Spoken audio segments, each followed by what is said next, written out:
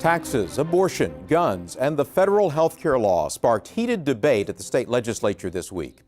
Tempers sometimes flared as lawmakers worked late into the night, racing to meet a critical legislative deadline. The sixth week of the legislative session marked the deadline for moving bills from one chamber to the other. Tax-cutting bills topped the agenda for both the House and Senate as the week began.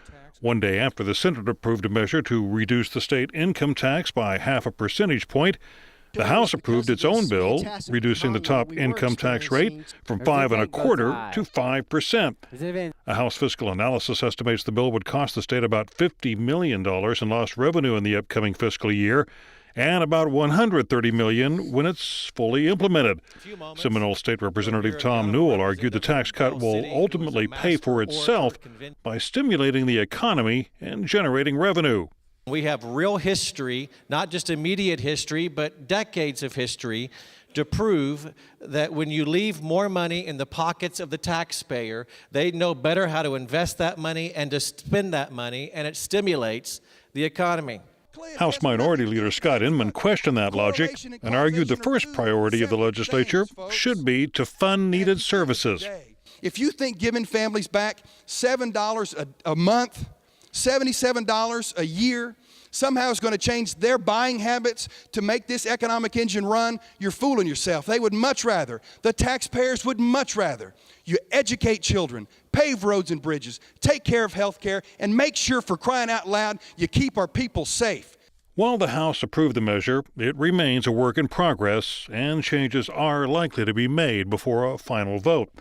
House lawmakers also approved 3 abortion-related bills, including 2 that would make it more difficult for girls to receive an abortion without notifying their parents.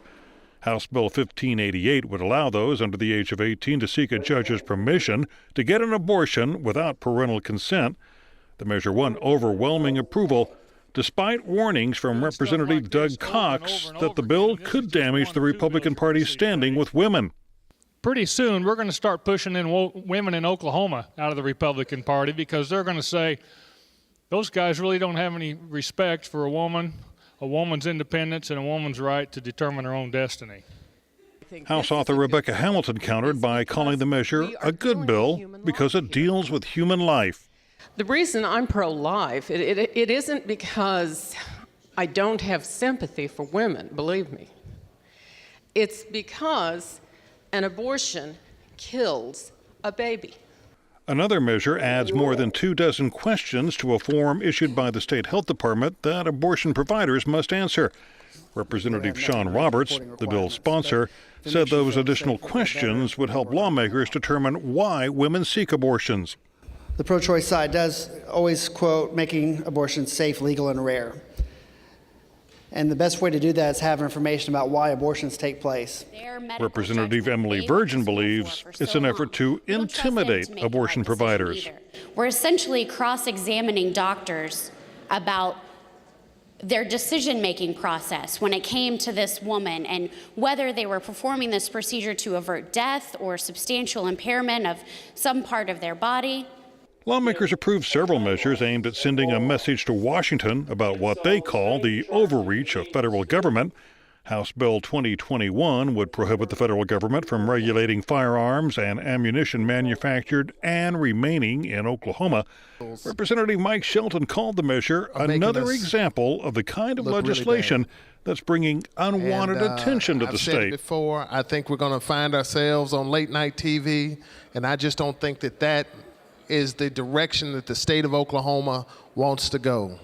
If I'm on late night TV standing up for a constitution that guarantees the right to own and bear arms without intrusion from the federal government, then I'm doing something right.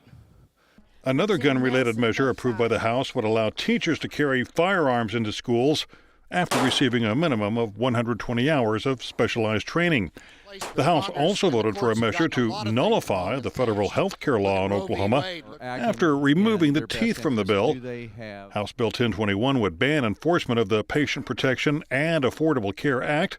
Opponents of the measure called it meaningless and a waste of lawmakers' time. Representative Ritz, earlier in your answer to me, you said this was kind of just a wait-and-see thing. We were going to wait and see what happened.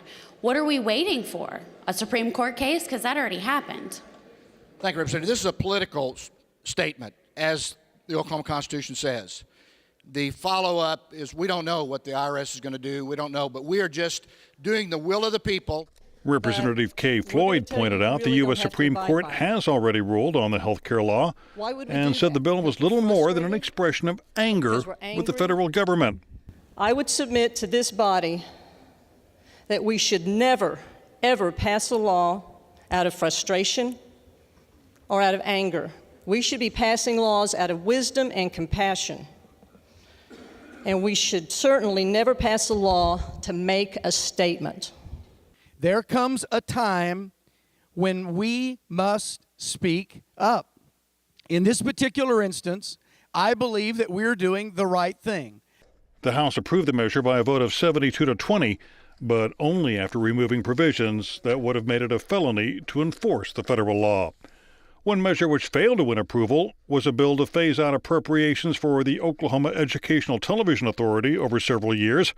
House author Tom Newell argued OETA is not a core function of government. Opponents of the bill maintained cutting the appropriation would be the death knell for the network. The budget here for OETA that we provide is about 40% of their budget for the year. And I can tell you as a broadcaster, that would kill most broadcasters, and it will kill the OETA as we know it today. There might be some product out there at the end of this 10 years, but it's not going to be what we like because it's going to be doing away with some of the great local programming that's out there. OETA is a quality of life that affects every one of our constituents, every one of them. Members, please do not make this a sad day. House members defeated the bill 57 to 41.